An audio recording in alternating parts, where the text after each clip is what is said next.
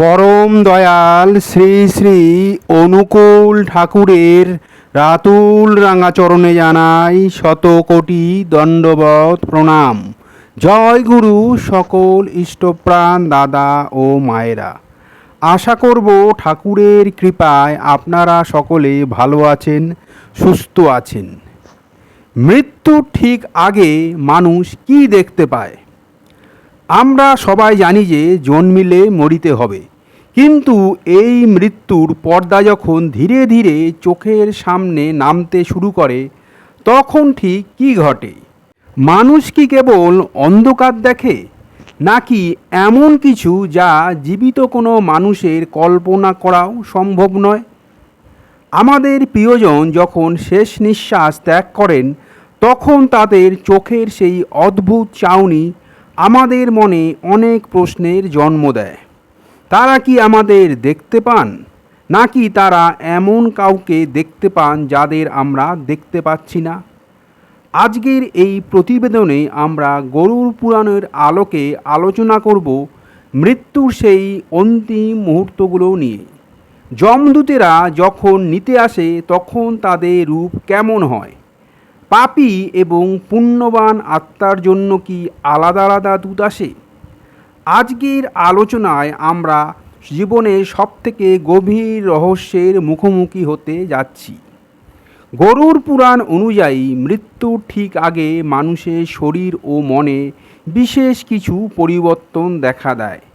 একে বলা হয় মৃত্যুর সংকেত। 1 নম্বর সংকেত, ছায়া অদৃশ্য হওয়া।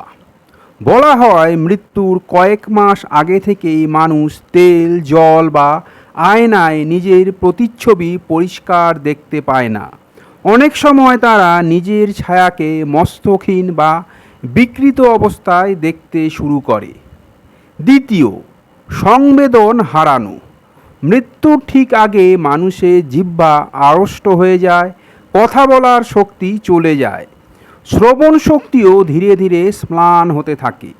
কিন্তু অদ্ভুত বিষয় হলো তাদের অন্তর্দৃষ্টি খুলে যায়। তৃতীয়, বিচিত্র দর্শন। মানুষ তখন এমন কিছু দৃশ্য দেখে যা অন্যরা দেখতে পায় না। তারা তাদের মৃত পূর্বপুরুষদের বা আত্মীয়দের চারপাশে ঘোরাঘুরি করতে দেখে। এখন আসা যাক সেই হাড়হিম করা প্রশ্নে, যমদূতেরা দেখতে কেমন হয়? গরুড় পুরাণের বর্ণনা শুনলে আপনার গায়ের লোম খাড়া হয়ে যাবে। পাপী আত্মার জন্য যখন যমদূত আসে তারা দেখতে অত্যন্ত কুৎসিত এবং ভয়ঙ্কর হয়।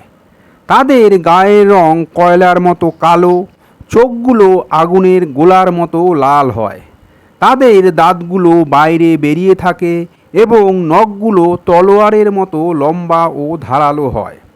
তাদের হাতে থাকে যমপাশ বা লোহার শিকল। তারা যখন কক্ষের কোণে এসে দাঁড়ায় তখন মৃত্যু পথযাত্রী ভয়ে থরথর করে কাঁপতে শুরু করে। তাদের গায়ের দুর্গন্ধে ঘরের বাতাস ভারী হয়ে ওঠে। গরুড় পুরাণে বলা হয়েছে যমদূতদের দেখে মানুষ ভয়ে বিছানায় মলমূত্র ত্যাগ করে দেয়, কারণ সেই দৃশ্য সহ্য করার ক্ষমতা কোনো সাধারণ মানুষের নেই। কিন্তু সবার জন্য কি যমদূত এত ভয়ঙ্কর হয়? না। শাস্ত্র বলছে যারা সারা জীবন সৎ কাজ করেছেন, ঈশ্বরের নাম জপ করেছেন, তাদের জন্য যমরাজ তার ভয়ঙ্কর দূতদের পাঠান না। তাদের জন্য আসেন বিষ্ণুদূত বা শিবদূত। তাদের গায়ের রং সুন্দর, তারা পীতাম্বর পরিহিত এবং তাদের চারপাশ থেকে এক দিব্য সুগন্ধ ভেসে আসে। তারা এসে আত্মাকে খুব আদর করে নিয়ে যান।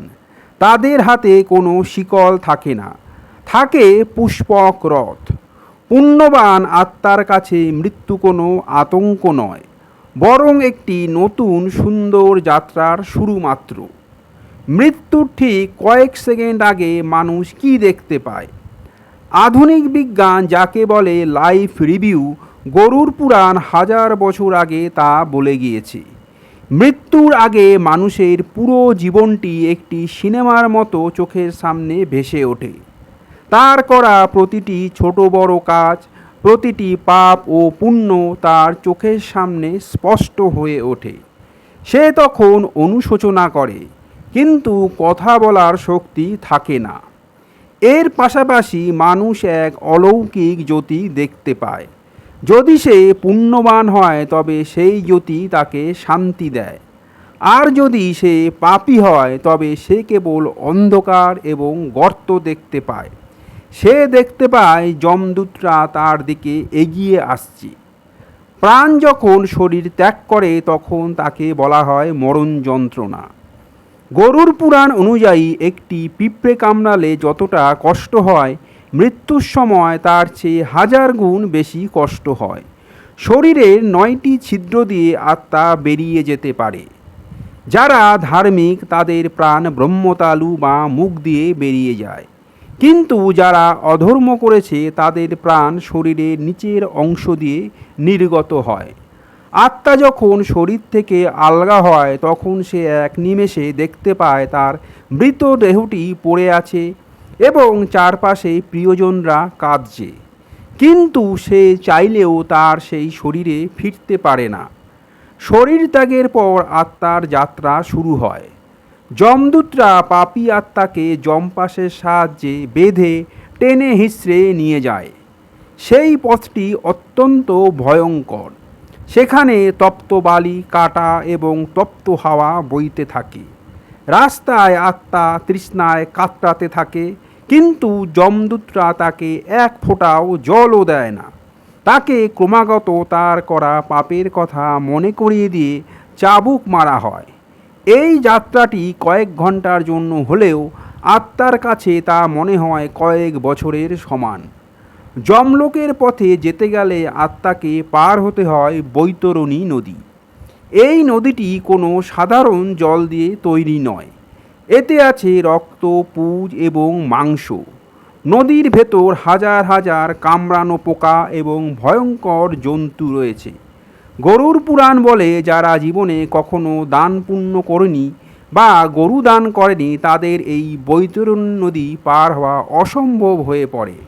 তারা সেই রক্ত নদীতে হাবুডুবু খেতে থাকে এবং যমদূতরা তাদের উপর অত্যাচার চালায়। অবশেষে আত্মা পৌঁছায় যমরাজের দরবারে। যমরাজ দেখতে অত্যন্ত গম্ভীর ও প্রতাপশালী হয়। তার চারপাশ থেকে এক তেজ বেরোতে থাকে। সেখানে থাকেন চিত্রগুপ্ত। চিত্রগুপ্তর কাছে মানুষের প্রতিটি সেকেন্ডের হিসেব আছে। তিনি যখন তার পাতা খোলেন তখন সেখানে মানুষের করা প্রতিটি কাজের পুঙ্খানুপুঙ্খ বিবরণ থাকে। আপনি নির্জনে কি পাপ করেছেন তাও তিনি জানেন। যমরাজ তখন সেই কর্মফল বিচার করে আত্মার পরবর্তী গন্তব্য ঠিক করে দেন, স্বর্গ না নরক। গরুর পুরাণের একটি বড় অংশ জুড়ে আছে অন্ত্যেষ্টিক্রিয়ার গুরুত্ব। আত্মা যখন পরলোকে যাত্রা করে তখন পৃথিবীতে তার পরিবারের দেওয়া পিণ্ড এবং দান তাকে শক্তি দেয়। যদি কেউ শ্রাদ্ধ না করে তবে সেই আত্মা তৃষ্ণার্ত ও ক্ষুধার্ত অবস্থায় পৃথিবীতে প্রেত হয়ে ঘুরে বেড়ায়। এই 10 থেকে 13 দিনে ধর্মীয় কাজগুলো আত্মার মুক্তির জন্য অত্যন্ত অপরিহার্য। তাই বলা হয় সুপুত্রের কাজ হলো তার পিতামাতার পরলৌকিক কাজগুলো শাস্ত্রসম্মতভাবে সম্পন্ন করা। যমরাজ বিচার করার পর আত্মাকে 47 দিন সময় দেওয়া হয় পুরো যমপুরী অতিক্রম করতে। এই পথে মোট 16টি শহর বা জনপদ পড়ে। প্রতিটি শহরে আত্মাকে আলাদা আলাদা অভিজ্ঞতার মধ্য দিয়ে যেতে হয়। কোথাও চরম শীত, কোথাও দাহ্য গরম। প্রতিটি জায়গায় আত্মা তার আত্মীয়দের দেওয়া দান ধ্যানের ফল ভোগ করে। যদি আত্মীয়রা কিছু দান না করে থাকে তবে সেই পথে আত্মার কষ্ট দ্বিগুণ হয়ে যায়। অনেকে হয়তো ভাবছেন এই সব কি কেবল ধর্মীয় কাহিনী। আধুনিক বিজ্ঞান কিন্তু এখন নিয়ার ডেথ এক্সপেরিয়েন্স নিয়ে গবেষণা করেছে। হাজার হাজার মানুষ যারা ক্লিনিক্যালি মৃত হয়ে আবার ফিরে এসেছেন তারাও বলেছেন যে তারা এক লম্বা সুড়ঙ্গ দেখেছিলেন, এক অলৌকিক আলো দেখেছিলেন এবং নিজের ফেলে আসা শরীরকে উপর থেকে দেখেছিলেন। গরুড় পুরাণের বর্ণনার সাথে বিজ্ঞানের এই পর্যবেক্ষণের মিল অনেক জায়গায় বিস্ময়কর। চিত্রগুপ্তের বিচার শেষে যদি কারো কপালে নরক জোটে তবে সেখানে কি ঘটে? গরুড় পুরাণে 28 ধরনের নরকের কথা বলা হয়েছে। যারা মিথ্যা কথা বলে, যারা অন্যের সম্পত্তি আত্মসাৎ করে, যারা নারী বা প্রাণীদের উপর অত্যাচার করে, তাদের জন্য আলাদা আলাদা শাস্তির ব্যবস্থা আছে। তপ্ত তেলে ভাজা থেকে শুরু করে শরীরে পোকা ছেড়ে দেওয়া সবই প্রতীকী কিন্তু ভয়ঙ্কর সত্য। পুণ্যবানরা যান স্বর্গে, সেখানে তারা দেবভোগ্য সুখে মগ্ন থাকেন। কিন্তু স্বর্গ বা নরক কোনোটাই স্থায়ী নয়। পুণ্য বা পাপের ফল ভোগ করা হয়ে গেলে আত্মাকে আবার পৃথিবীতে ফিরে আসতে হয়। নতুন একটি শরীরের সন্ধানে সে আবার মাতৃগর্ভে প্রবেশ করে। গরুড় পুরাণ বলে মানুষের 84 লক্ষ যোনি ভ্রমণের পর এই মূল্যবান মানব জীবন পায়। তাই এই জীবনকে অপচয় করা একদমই উচিত নয়। এই দীর্ঘ আলোচনার মূল উদ্দেশ্য আপনাদের ভয় দেখানো নয়, বরং সচেতন করা। মৃত্যু ধ্রুব সত্য, কিন্তু মৃত্যুর পরের যাত্রা সহজ হবে কিনা তা নির্ভর করছে আজকের আপনার কাজের উপর।